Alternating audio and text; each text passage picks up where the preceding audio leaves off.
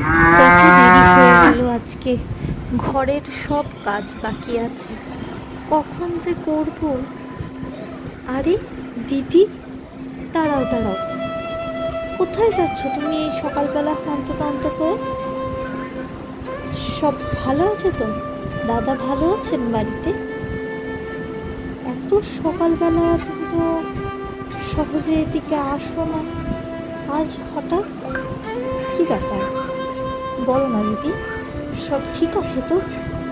কি হয়েছে বলো। ওইসব কথা থাক, যেটা বলতে এসেছি শোন। আজ সন্ধেবেলা আমাদের বাড়িতে তোদের নিমন্ত্রণ রইল, যাস কিন্তু। আর হ্যাঁ, পুঁটিকেও নিয়ে যাস। আসি রে, দেরি হয়ে যাচ্ছে। মা মা, জেঠি এদিকে কেন এসেছিল? কোনোদিন তো আসতে দেখি না, আজ এত সকালে হঠাৎ কেন এলো? তোকে নিমন্ত্রণ করতে। খাবার নিয়ে এসেছি বাবা, হাত ধুয়ে না। দাঁড়া দাঁড়া, আগে এক কাজ কর, ওই গাছের বেলগুলো আমি পারি, তুই নিচে থেকে ধরে নে তো। দাঁড়া,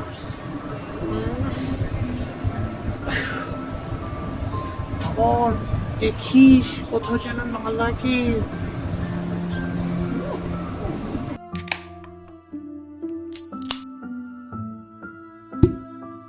শোন মা, তুই বাড়ি গিয়ে মাকে আর গ্রামের সবাইকে খবর দে, নদীর অবস্থা ভালো নয়, জল হু হু করে বাড়ছে, যে কোনো সময় বন্যা আসতে পারে। তুই বাড়ি যা তাড়াতাড়ি, খাবারটা রেখে যা, আমি ঠিক খেয়ে নেব। সবাইকে বল যা যা প্রয়োজনীয় জিনিসপত্র বেঁধে রাখতে, আমিও দেখছি কি করা যায়। শোনো শোনো, নদীর অবস্থা ভালো নয়। এইমাত্র পুঁটি ওর বাবার কাছ থেকে ঘুরে এসেছে। তোমরা তোমাদের প্রয়োজনীয় জিনিসপত্র সব কিছু বেঁধে রাখো, যে কোনো সময় বন্যা আসতে পারে। তাড়াতাড়ি করো সবাই, সবাইকে খবর দাও। যাই, দিদিকেও খবরটা দিয়ে আসি। দিদি, ও দিদি। কে কে ওখানে? আরে, তোদের তো সেই সন্ধেবেলা নিমন্ত্রণ, এখন থেকেই খেতে চলে এলি? আর হবে নাই বা কেন? কতদিন ভালো মন্দ খাস না।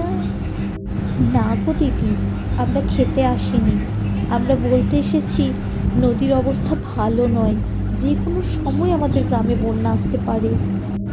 আরে পাগল, বন্যায় তোদের মতো গরিবদের কুঁড়ে ঘর ডুবে যাবে, আমাদের পাকা বাড়ি। যা তো যা, মেলা বকিস না। সেদিন আর শেষ প্রভুর দৃষ্টিতে ভেসে গেল সুন্দরপুর গ্রাম। গ্রামের বাড়ি ঘর, মানুষজনের কান্নায় চারিদিকের প্রকৃতিও যেন কেঁদে উঠল। কিন্তু প্রকৃতির রোষ আর থামে না। আস্তে আস্তে সবাই নিরাপদ জায়গায় আশ্রয় নিল। বৃষ্টি একটু কমতেই গ্রামের সব লোক লেগে পড়ল বাঁধের কাজ করতে। বৃদ্ধ বাচ্চা সবাই মিলে গ্রামকে আবার আগের অবস্থায় ফেরানোর চেষ্টা করতে লাগলো। কিন্তু হায়, এই প্রবল বন্যার কাছে তাদের চেষ্টা কিছুই হলো না। এদিকে বাবা, আমরা এভাবে আর কতদিন থাকবো বলো তো? আর শোনো, তুমি আসার সময় মাছ নিয়ে আসবে। এই বেলের শরবত আর মাছ দিয়েই গ্রামবাসীর সকলকে আজকে খাওয়ানো হবে। সবার খাবার এবার কম পড়ে যাচ্ছে। হ্যাঁ রে মা, আসার সময় দেখি কি আনতে পারি। এখন আমি আসি, তোরা সাবধানে থাক। ও রমেশ ভাই, খবর কি? এই যে কিছু বেল এনেছি, এগুলো নৌকো থেকে নামিয়ে নাও। তোমাদের গ্রামের এই পাড়ায় যারা আছো, এই বেলের শরবত দিয়ে আজ এই বেলাটা চালিয়ে নাও। আর ভাঙা নৌকো নিয়ে, ও বুড়িমা কি করছো? এই নৌকোটা জোড়া দেওয়ার চেষ্টা করছিলাম বাবা। চাচা, তুইও দুটো মাছ নিয়ে যা, ও পাড়ার লোকে খাবে। এই করে যদিন যাই। মা, ও মা, এই করে আর কদিন যাবে বলো? এবার তো খাবারের কম পড়ে যাচ্ছে মা। সবাইকে আমরা কি খাওয়াবো? আর আমরাই বা কি খাবো? কবে যে সব ঠিক হবে? হে ভগবান, সব ঠিক করে দাও, তাড়াতাড়ি ঠিক করে দাও। আরে দিদি, তুমি আমাদের এই চালায়, বলো বলো, কি হয়েছে? সব ঠিক আছে তো? বোন, আমায় ক্ষমা করে দে বোন। বৃষ্টিতে আমাদের ঘর বাড়ি সব তলিয়ে গেছে। খাবার মতো আমাদের আর কিচ্ছু নেই। তোদেরকে যা অপমান করেছি সব ক্ষমা করে দে। কি বলছো দিদি? তুমি আমার নিজের দিদির মতো, তোমার কথায় আমি কিছু মনে করব? যাও, তুমি দাদাকেও ডেকে নিয়ে এসো। যা আছে আমাদের সবাই একসাথে ভাগ করে খাবো। কোনো অসুবিধা নেই দিদি, একসাথে থাকলে ঠিক কোনো না কোনো একটা উপায় হয়ে যাবে। যাও যাও। আমাকেও ক্ষমা করে দাও তোমরা। অন্ধ হয়ে গেছিলাম আমি পয়সার অহংকারে। প্রকৃতি আমার সব অহংকার মিটিয়ে দিয়েছে। দাদা, কি বলছেন এসব? কি সৌভাগ্য আমার!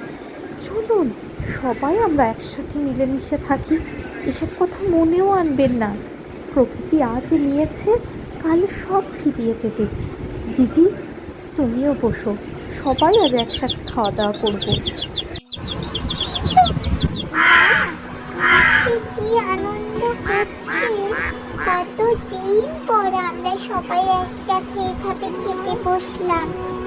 কি মজা হচ্ছে! বৃষ্টি আমাদের সব কিছু কেড়ে নিলেও আমাদেরকে আবার একসঙ্গে খেতে বসার সুযোগ করে দিয়েছে, তাই না জেঠু, জেঠিমা? আরে মা, ঈশ্বর আমাদেরকে ঠিক আবার সব ফিরিয়ে দেবে, দেখিস। জয় মা তারা, জয় মা।